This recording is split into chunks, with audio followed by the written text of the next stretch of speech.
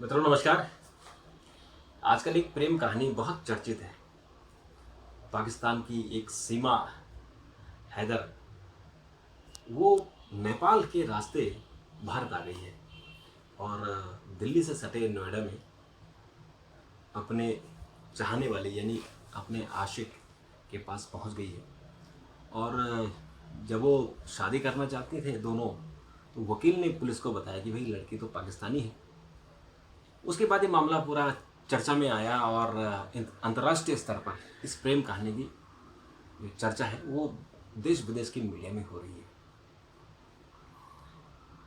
ये मामला जब मीडिया में आया तो सीमा गुलाम हैदर, इसके पति जो गुलाम हैदर जखरानी हैं, अभी दुबई में काम कर रहे हैं। और वो इसलिए काम कर रहे हैं कि उनके 4 बच्चे हैं।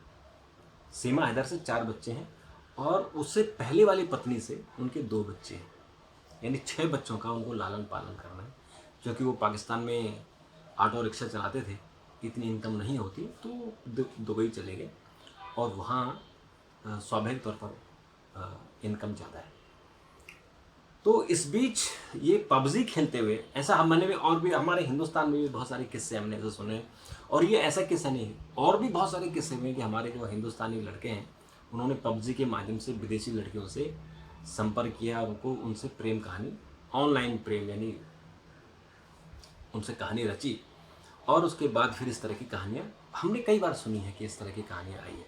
लेकिन ये कहानी अजीबोगरीब इसलिए है कि सीमा हैदर के पहले से ही 4 बच्चे हैं और वो पबजी के लिए जब उनका संपर्क हुआ और दोस्ती होते होते फिर उसने अपने पति से कहा कि वो उनके साथ दुबई आना चाहती है। उनका वीज़ा बना, वो दुबई आई, यानी सऊदी अरब होते हुए फिर नेपाल गई और नेपाल से फिर हिंदुस्तान आई। तो उनका ये कहना है इतना पैसा कहाँ से आया, तो कहते हैं कि पाकिस्तान में जो उनका घर था वो बेच गए और फिर उन्होंने नेपाल होते हुए भारत आई।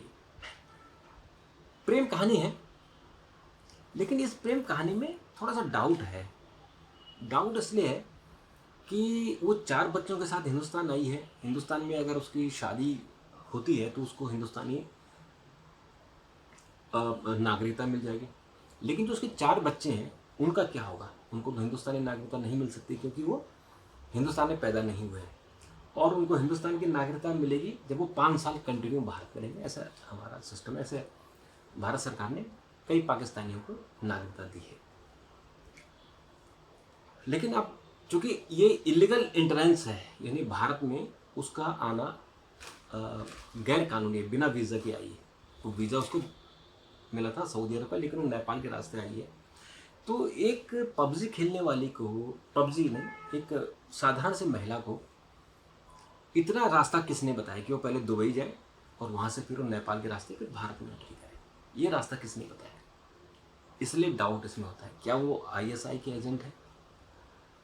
क्या उसको प्लांट किया गया कि वो यहाँ हिंदुस्तान में रह के यहाँ की सूचनाएं दे? ये बहुत सारे सवाल हैं। इन सवालों का जवाब मेरे ख्याल से पुलिस ज़रूर ढूंढ रही होगी और जो हमारी खुफिया एजेंसी हैं वो भी ढूंढ रही होगी। क्योंकि अभी उनको जब अरेस्ट किया गया था और फिर बेल पर आ गया है जो सचिन मीणा जिसके साथ वो हैं, तो अब वो कहता है कि मैं तो शादी करूँगा उसने। और सीमा भी कह रही है कि वो भी शादी करेगी और उसके बाद वो हिंदुस्तानी यानी हिंदू धर्म अपनाएगी और भारत में रहेगी। तो अब ये डिसीज़न सरकार को लेना है। ये तो पॉलिसी डिसीज़न है कि क्या हम उस पाकिस्तानी को भारत में रहने की अनुमति दें। अगर आप नहीं दें तो क्या उसे डिपोर्ट करेंगे? क्योंकि ये हमारे पास अधिकार है, ये भारत सरकार के पास अधिकार है कि उसको डिपोर्ट करके आप पाकिस्तान वापस भेजें। तो डिपोर्ट होगा, फिर उसका भविष्य पाकिस्तान में क्या होगा? क्या उसको जो चरमपंथी है जीने देंगे? हालांकि उसके पति जो गुलाम हैदर जखरानी हैं, उनका कहना है कि वो अपनाने को तैयार है, उन्हें कोई दिक्कत नहीं है। वो उनको बरगला कर हिंदुस्तान भेजा गया है, तो वो वापस अपने घर आए, मैं उनको अपनाने के लिए तैयार हूँ। लेकिन ये ज़रूर सवाल है कि उनको किसने भेजा यहाँ? उनका जो जो हिंदुस्तान में एंट्री किसने कराई है? ये ज़रूरी सवाल है। क्योंकि ये बार बार खबरें आती हैं कि नेपाल के रास्ते घुसपैठ हो रही है, नेपाल के रास्ते हिंदुस्तान के तमाम जो पहाड़ी राज्य हैं, खासकर उत्तराखंड है, उसमें इतनी सारी मस्जिदें और मज़ारें बन गई हैं। तो क्या ये उसका हिस्सा है? उस जो प्रक्रिया चल रही है उसका हिस्सा है, या ये वाकई स्वाभाविक तौर पर प्रेम करने के लिए हिंदुस्तान आई है? तो इस सवाल का जवाब जरूर ढूंढना होगा। लेकिन ये प्रेम कहानी जरूर अब इस पर आने वाले दिनों में फिल्में बनेंगी और ऐसे बनती भी रहती हैं। आपने अभी जो हाल ही में एक फिल्म रिलीज़ हुई है पठान, इसमें भी आपने सब चीज़ देखा होगा। उससे पहले भी आपने इसकी सलमान खान की जो फिल्म आई थी वो भी पाकिस्तानी और भारतीय जो जासूस है उनके बीच एक प्रेम कहानी थी, तो टाइगर जिंदा है में अगर आपने देखी। तो इस तरह की कहानियाँ तो होती है, कोई नई बात नहीं है इसमें, पर इसमें पॉलिसी डिसीजन होगा कि उनको नागरिकता देगी नहीं, और दूसरा कि क्या उसके पीछे कोई साजिश तो नहीं है, क्या उनको भारत में प्लांट करने की कोई साजिश है। तो जो भी होगा इस पर हम आने वाले दिनों में नज़र रखेंगे। तब तक के लिए नमस्कार, थैंक यू, धन्यवाद।